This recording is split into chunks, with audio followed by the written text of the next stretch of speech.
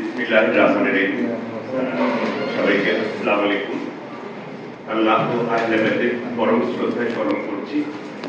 সম্মানিত উপস্থিতবৃন্দ,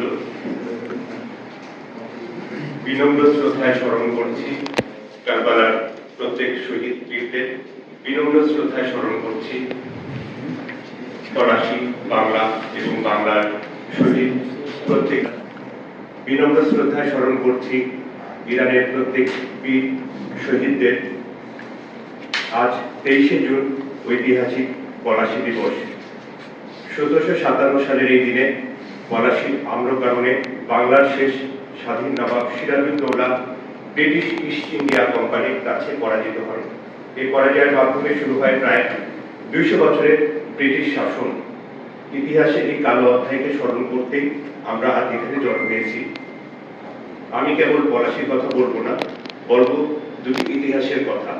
একটি কারবালার করুণ ঘটনা, অন্যটি আমাদের পলাশীর বেদনা। এই দুই ঘটনার মধ্যে আছে বিশ্বাসঘাতকতা, আছে আত্মত্যাগ, আর আছে সত্যের পক্ষে দাঁড়ানোর অমর শিক্ষা। ইসলামী বর্ষপঞ্জি 61 হিজরির 10 মহরম ইরাকের কারবালার প্রান্তরে ফোরাত নদীর তীরে ঘটে যায় ইতিহাসের এক হৃদয় বিদারক ঘটনা।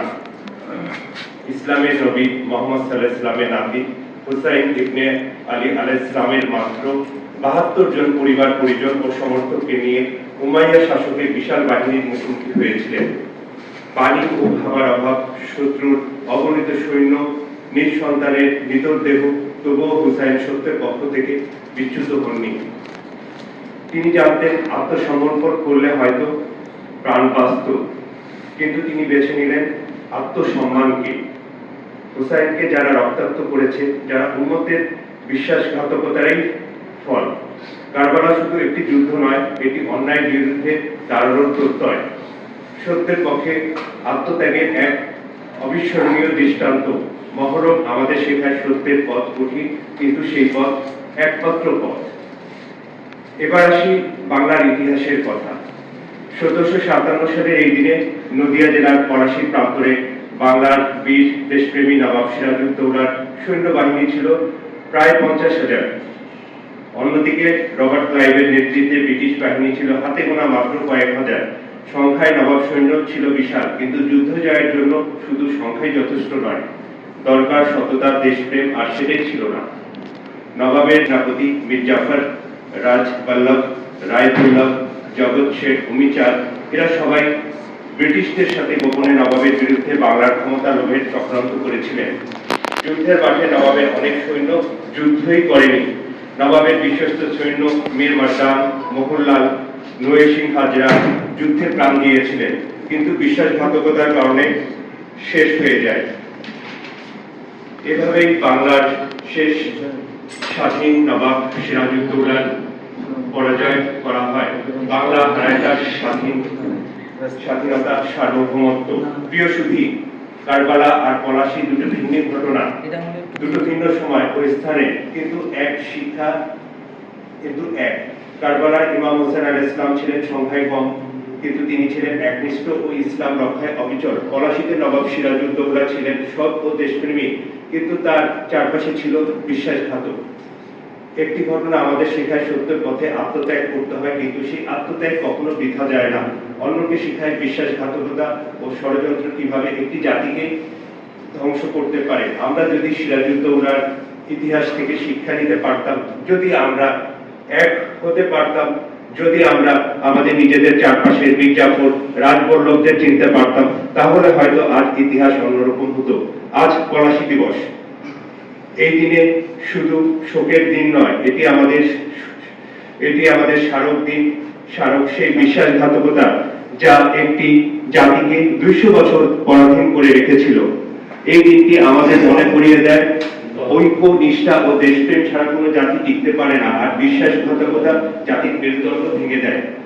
কারবালার চেতনা যেমন আমাদের সত্যের পথে চলতে শেখায়, পলাশীর ইতিহাসও আমাদের শেখায় আমাদের নিজেদের মধ্যে বিভেদ না ঘটাতে, ষড়যন্ত্রকে প্রশ্রয় না দিতে এবং আমাদের স্বাধীনতা মর্যাদাকে সর্বোচ্চ মূল্য দিতে। আমরা যেন ইতিহাসের এই শিক্ষাগুলো মনে রাখি, আমরা যেন নবাবের মতো একা না হয়ে পড়ি। আমরা যেন হুসাইনের মতো সত্যের জন্য দাঁড়াতে পারি, আর আমরা যেন কখনো পলাশীর মতো বিশ্বাসঘাতকতার শিকার না হই। ধন্যবাদ সবাইকে, ধন্যবাদ আয়োজক বৃন্দকে। এবং এটা আমার চট্টগ্রামে তৃতীয়বার আসা। 2017 সালে নবাব সিরাজউদ্দৌলার জন্মবার্ষিকী 19 সেপ্টেম্বর জিয়া সার্কিট হাউসে দুয়ে আমাকে সম্মাননা দিয়েছিলেন আলী মুনির খোরাসানী সাহেব। এটা আমি তার প্রতি কৃতজ্ঞতা জানাই। এবং 2019 সালে বিজয় দিবসের অনুষ্ঠানে চট্টগ্রামের ইতিহাসের একটু অংশ জহুর আহমেদ চৌধুরী সাহেবের সুযোগ্য সন্তান জসিম চৌধুরী সাহেব বিজয় দিবসের অনুষ্ঠানে আমাকে নিয়েছেন। এবং তৃতীয়বার এবার এসেছি পলাশী যে আয়োজক যারা আছেন, এবং আলী মুনির খোরাসানী সাহেব অসুস্থতার কারণে আসতে পারেননি। উনি আমাকে স্নেহ করেন, ভালোবাসেন, এবং চিটাগাংবাসীর প্রতি আমি অনেক কৃতজ্ঞ। এবং রুম্মাম ভাই আছেন, রুম্মাম ভাইও নবাবকে ভালোবাসেন, আমাদেরকে ভালোবাসেন। সেই ভালোবাসার টানে আমি শুধু ঢাকা থেকে এসেছি। আমি সচরাচর সব প্রোগ্রামে আমি আসি না।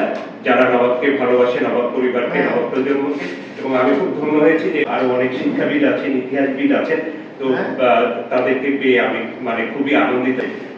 দেশ জাতি এটা আমাদেরকে ইরান থেকে আমাদের শিক্ষা নিতে হবে। তাদের দেশপ্রেমটা একটা দৃষ্টান্ত আমাদের জন্য হয়ে আছে। দেশপ্রেম যদি না থাকে, সততা যদি না থাকে, তাহলে আমরা কিন্তু হয়ে যাব, বিভক্ত হয়ে যাব, আমাদের দেশটা টুকরো টুকরো হয়ে যাবে। আমাদের প্রতিবেশী, অসৎ প্রতিবেশী, এই অসৎ প্রতিবেশী সঙ্গবাদ দিয়ে আমাদেরকে যারা প্রকৃত অর্থে যারা ভালোবাসে, ইরানের মতো প্রতিবেশী আমাদের প্রয়োজন। আমাদেরকে পাকিস্তান সহযোগিতা করছে, চায়না সহযোগিতা করছে, তাদের বন্ধুত্বের হাতকে আমাদেরকে নিয়ে আমাদেরকে দেশকে সমৃদ্ধশালী করতে হবে। ইনশাআল্লাহ আমরা